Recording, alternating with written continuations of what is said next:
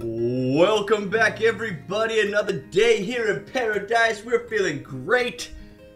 Tamer here from Tame Life, and today I'm so thrilled to be sharing conversations and narratives around how to tame your relationships. Let's go. The most important relationship in this life you're going to ever experience is not with somebody else, but is the relationship that you have with yourself. What happened when you were young that led you into the types of beliefs that you're now living out in present time? It's in that space that we actually start to form our own set of unique beliefs around the types of relationships that we have currently, as well as the type of relationship that we have with ourselves. The first step to tame your relationships is to tame exactly what it was when you were a child so that you can become more clear of the relationship you have to yourself. So first, tame your relationship with yourself. The next phase of get clear on the type of relationships that you want to have in your life. What type of relationship are you looking to tame? Is it intimate? Is it familial? Is it work related? With as much clarity as you can, begin to draft a vision in your mind's eye. Put pen to paper and write down exactly the type of person you want to create in your life, and then become that person. And just begin to get clear with the relationships you want to improve. Once you're aware now of the current relationships in your life and the ones you want to improve, that's the second step. The next part of it is becoming even more certain of your human needs and what needs you're trying to fulfill. Allow it to just be something that you can completely unattach to with no expectation, but just allow it to show up in your life so that we're showing up as the most authentic, loving version of ourselves. We're aware of the types of relationships that we want to tame, and then now we're able to manifest and co-create the type of relationship that we want in our life. So those are the first kind of three pillars.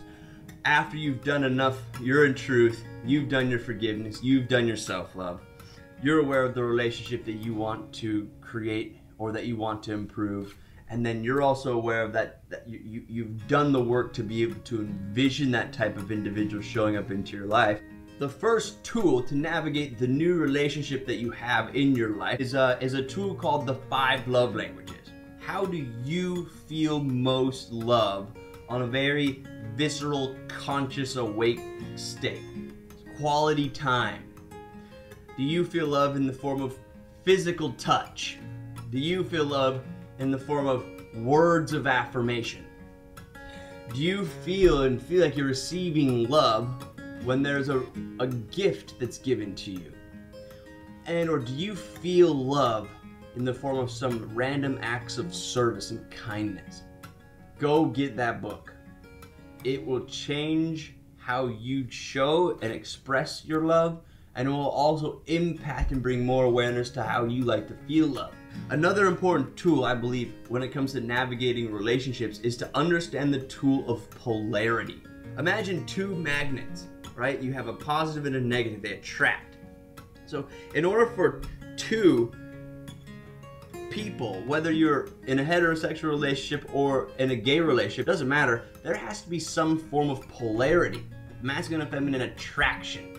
And that attraction is like magnets. What type of polarity are you bringing to the relationship?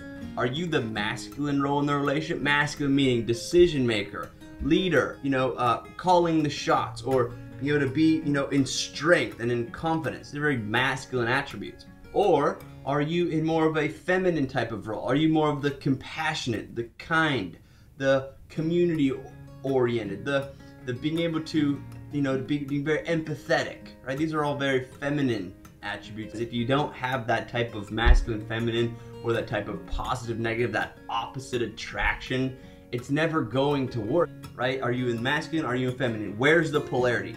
If you have polarity, great. If you're fighting and there's friction and there's tension, there's some aspect of polarity that's not working, and then that's where we need to consider doing the work.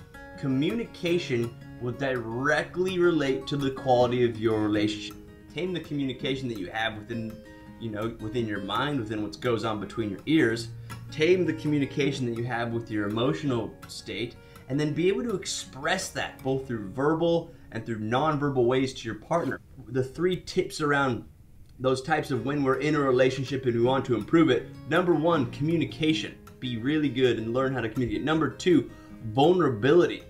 Go to the vulnerable places within you that are going to bring you back to love. Vulnerability is like the stream that leads you back to polarity.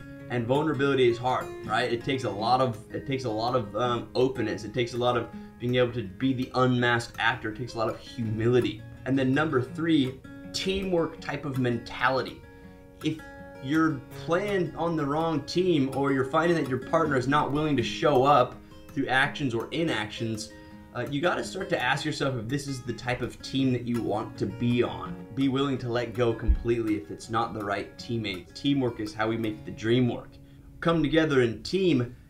You have to be in alignment with the vision. You guys, you want to win the championship. You want to take the goal. Continue to nurture every single day is communication, vulnerability, and teamwork.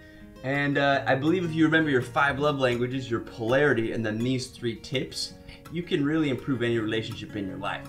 The relationships that bring us the most fulfillment are the ones where we get to show up and serve.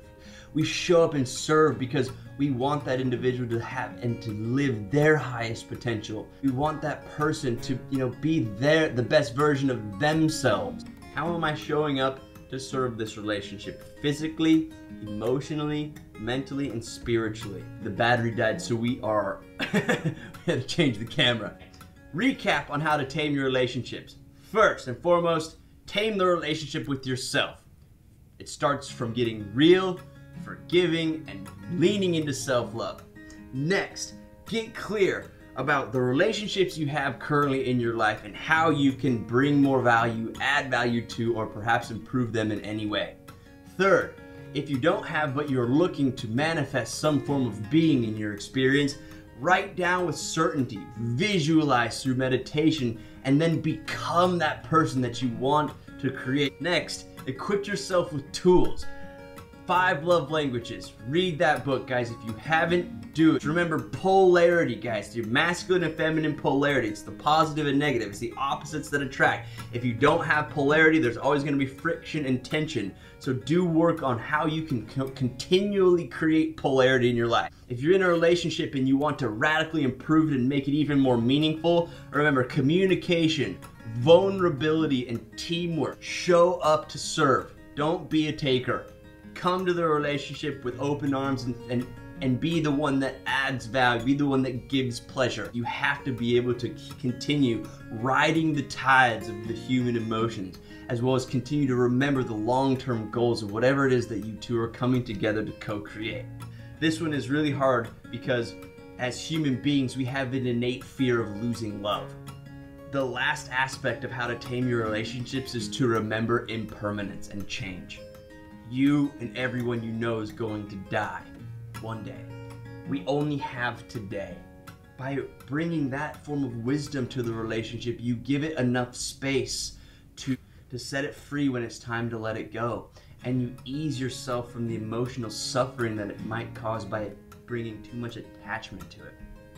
That person is there for a season, is there for a reason, or is there for a lifetime. And the pain and the suffering comes from when we put people in the wrong category. Let's bring some spiritual wisdom to relationships to remember that everything will change and nothing is permanent. And then when we accept that, we can hold the relationships that come into our life on a beautiful pedestal like a butterfly. That person can fly. You can let them free. You can send them on their way with as much love in your heart, and know that at the end of the day, the relationship that you have with yourself at the end of the day is always the most important. Do your best to tame your relationships, because the quality of your relationships equals the quality of your life. And relationships are one of the most important categories of our life that we can improve every day. Always remember, to enjoy your life, you must tame your life. I look forward to seeing you in the next episode.